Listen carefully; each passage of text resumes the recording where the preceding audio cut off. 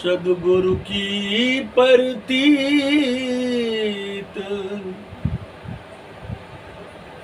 सत्य नाम निज सार है। सद्गुरु की परतीत सत्य नाम निज सार है। सोई मुक्ति संदेश सुनो साध सतभाव से।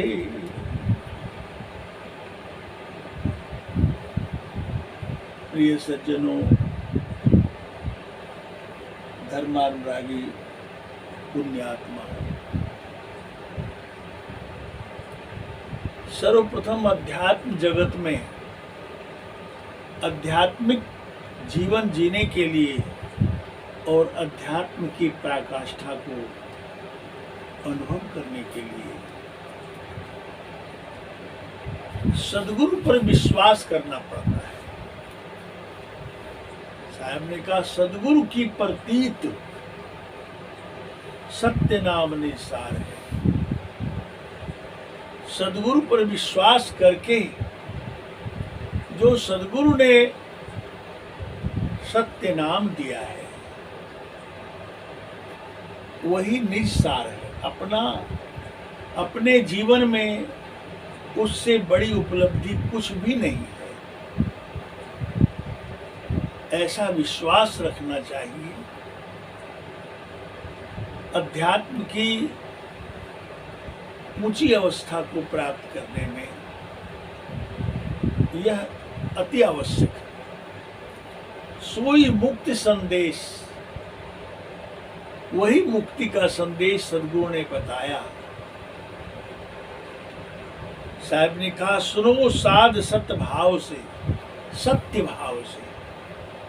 साधकों से कह रहे हैं साहब कि सत्य भाव से सुनिए, असत्य भाव से नहीं कि यहाँ अभी सुन रहे हैं कहीं और ध्यान है, उससे कोई काज सरने वाला नहीं है। इसलिए सत्य भाव से सुनिए कि सत्य नाम ही निज सार है जीवन का। सत्य नाम ही जीव को उद्धार करने का एकमात्र जरिया है और मंजिल भी है। वह अवस्था वहां तक पहुंचाती है, वहां तक उस अवस्था में पहुंचना पड़ेगा जहां तक कि आपका विशुद्ध स्वरूप है। शरीर से उपरम होकर के, इंद्रिय प्राण मन से ऊपर उठ करके और आत्मभूमि पर जब स्थित होते हैं तब वह सत्य नाम का अनुभव होता है। इसलिए गुरु के लक्ष्य में लक्षित होकर के, सम्मित पानी होकर के, गुरु की पूर्ण सेवा करके और उस निज सार सत्य नाम को अनुभव करना चाहिए। इसी से जीवन का उद्धार है, मनुष्यता की चोटी पर चढ़ा जा सकता है। अन्यथा इस संसार में कोई उपाय नहीं है, कोई रास्ता नहीं है। हमारे कहने का अभिप्राय यह है कि सेवा, सत्संग और भजन। सेवा, जब आप शरीर में होते हैं, आपका मन शरीर इंद्रियों में होता है, तो आप गुरु धारण कर गुरु की सेवा, संतों की सेवा आप करते हैं। वो भी सेवा निश्चल भाव से, निष्कपट भाव से, निष्प्रिय निराहंकारी होकर, तो वह फलीभूत होता है। इसलिए जीवन में गुरु सेवा के जैसा कोई धर्म नहीं है। गुरु सेवा से बढ़कर कोई भक्ति नहीं है। से गुरु में समर्पण होना चाहिए और गुरु को भी शिष्य से कोई लोभ लाव लपेट नहीं रखना चाहिए। इसलिए इस जीवन में गुरु भक्ति अति आवश्यक है। मैं आपके समक्ष एक शब्द रख रहा हूं।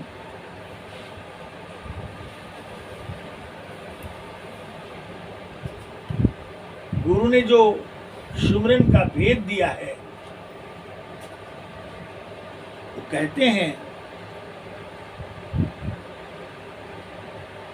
सुमिरन बिनु गोता खाएगा, सुमिरन बिनु गोता खावेगा, सुमिरन बिनु गोता खावेगा, सुमिरन बिनु गोता खावेगा।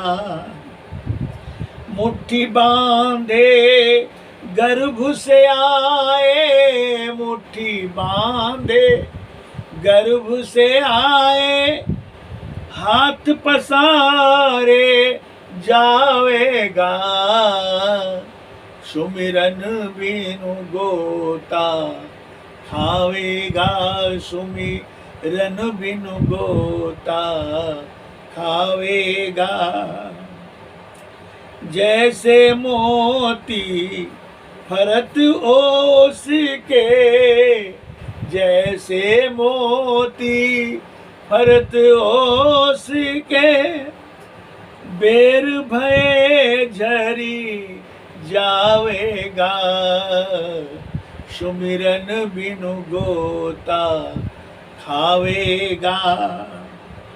जैसे हाट लगावे हटुआ, जैसे हाट लगावे हटुआ, सौदा बिन पछतावेगा, सुमिरन बिनु गोता खावेगा।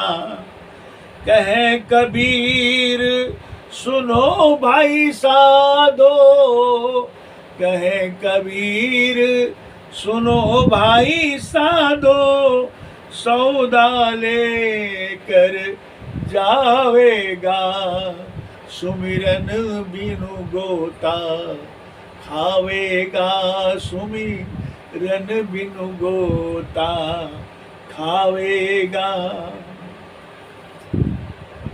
साहब कहते हैं सुमरन के बिना गोता खाओगे। कैसे गोता खाओगे? अभिप्राय है कि यदि सुमरन तूने नहीं किया संसार में सतगुरु का, तब तो फिर 84 लाख योनियों में जाओगे, गोता ही खाना पड़ा। मनुष्य तन पाया और मनुष्य तक के तन को पा करके और इसके अनुरूप भजन सुमरन नहीं किया तो फिर 84 जाएंगे। कीट पतंगों में न जाने 84 लाख योनियां हैं, उनमें जन्मते मरते रहेंगे। फिर कब मनुष्य जीवन मिलेगा इसका कोई ठिकाना नहीं है। साहब कहते हैं मुट्ठी बांधे गर्भ से आए। माता के गर्भ से जब बालक पैदा होता है तो मुट्ठी बांध के आता है। क्या बांध के आता है? पूर्व जन्मों के प्रारब्ध संस्कार को लेकर आता है। जन्म जन्म से जो जो कर्म किए हैं उसके अनुरूप उन कर्मों के फल से ही ये शरीर बना है और उसको लेकर के आए हैं इस संसार में भोगने के लिए। जो होने का है वही होता है, जो नहीं होने का है वह कभी नहीं होता है। तो साहब कहते हैं हाथ पसारे जावेगा। अगर इस मनुष्य तन को पा करके कुछ नहीं किया, सुमिरन भजन नहीं किया, सतगुरु की सेवा नहीं की, तो फिर हाथ पसार के जाना पड़ेगा। कुछ नहीं ले जा पाएंगे संसार से। सब यहीं का कमाई यहीं रह जाएगा, कुछ नहीं साथ जाएगा। तो साहब कहते हैं जैसे मोती फरत ओस के, उदाहरण देते हैं साहब, जैसे मोती फरता है कब? प्रातः काल आप जाएं दूब के ऊपर तो देखेंगे कि दूब के ऊपर मोती के तरह बूंद पड़ा हुआ है। गौर से देखेंगे तो उसमें चकमक चकमक होता है, सूरज की रोशनी पड़ने पर चकमक चकमक होता है, और वह थोड़ा सा बेर होता है, सूरज ऊपर चढ़ता है, वो मोती ही गायब हो जाता है। उसी तरह से इसका कुछ क्षण कुछ समय है इस शरीर का, फिर वह गायब हो जाएगा, फिर वह रहने वाला नहीं है। तो कहते बेर भय झरी जाओगे, बेर होने के बाद वह झड़ जाता है। तो साहब कहते हैं जैसे हाट लगावे हटवा, सौदा बिन पछतावेगा। हाट लगा करके बैठते हैं हाट में दुकान, और सौदा है ही नहीं, कोई सौदा नहीं है, तो दुकानदार तो पछताना पड़ेगा। ग्राहक को मैं क्या दूं, कुछ है ही नहीं, मोल तोल करने का कोई उपाय ही नहीं है, तो पछताना पड़ता है। तो कहते हैं साहब, कहे कबीर सुनो भाई साधु, सौदा लेकर जावेगा। सौदा लेकर के जाना पड़ेगा, ऐसे नहीं जाना पड़ेगा, क्योंकि संसार में आए हैं तो कर्म की कमाई करके जाना पड़ेगा। अच्छे करके जाएंगे तो अच्छा लेकर जाएंगे, बुरे कर्म कर जाएंगे तो बुरा का सजा बुरा होगा। जैसा करेंगे, झूठ, चोरी, नशा, हिंसा, व्यभिचार, और जैसा आपके जीवन में कुछ जो दिक्कतें होगी वह सभी आपके प्रारब्ध के ही अनुरूप। इसलिए जो आप अच्छाई करेंगे तो अच्छा, बुराई करेंगे तो बुरा होगा। इसलिए संसार में किसी प्राणी को दुख नहीं देनी चाहिए। कोई भी प्राणी अगर आपसे दुखी होता है तो वह आपको भी दुखी करेगा, एक न एक दिन आपको दुख दे देगा। उसका बदला इस प्रकार वसूल हो जाता है। इसलिए कर्म बहुत जटिल सवाल है। इसलिए संसार में संत सदगुरुदेव कहते हैं साहब कि भाई निष्कर्मी हो जाओ, ऐसा करो कि कर्म करते हुए भी कर्म का कोई रेख ना रहे। तो वह तो एक ही उपाय है, भजन। जो भजन करे तो अपने उसके कर्म का लीक ही नहीं पड़ेगा, और वह जो है निष्काम कर्म होता रहेगा, उससे कोई कामना ही नहीं।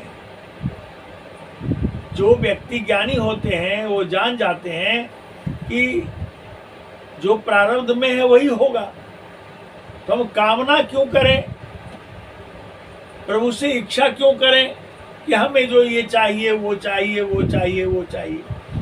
ये चाहना तो अज्ञानियों का काम है। जिसको ज्ञान नहीं है वह प्रभु से मांगते हैं, इसका मतलब प्रभु पर विश्वास नहीं है। प्रभु पर विश्वास हो तो वह कभी नहीं मांग करे कि हमारे जीवन में ये हो जाए। जब तक विश्वास नहीं है तब तक लोग मांगते हैं प्रभु से, ये हो जाए वो हो जाए। और जब यह विश्वास हो जाता है कि जो प्रारब्ध में है वही होगा, कर्म करना मेरा कर्तव्य है, मैं कर्म करूंगा और फल की इच्छा नहीं करूंगा। जीवन में कर्म बिल्कुल अनिवार्य है, तो प्रारब्ध तो भोगना ही पड़ता है, कटता नहीं है। इसलिए कोई मांग नहीं करनी चाहिए प्रभु से, और भक्ति भाव में निमग्न रहना चाहिए। इतना कह करके अपनी वाणी को विराम देता हूँ। साहेब सत साहेब।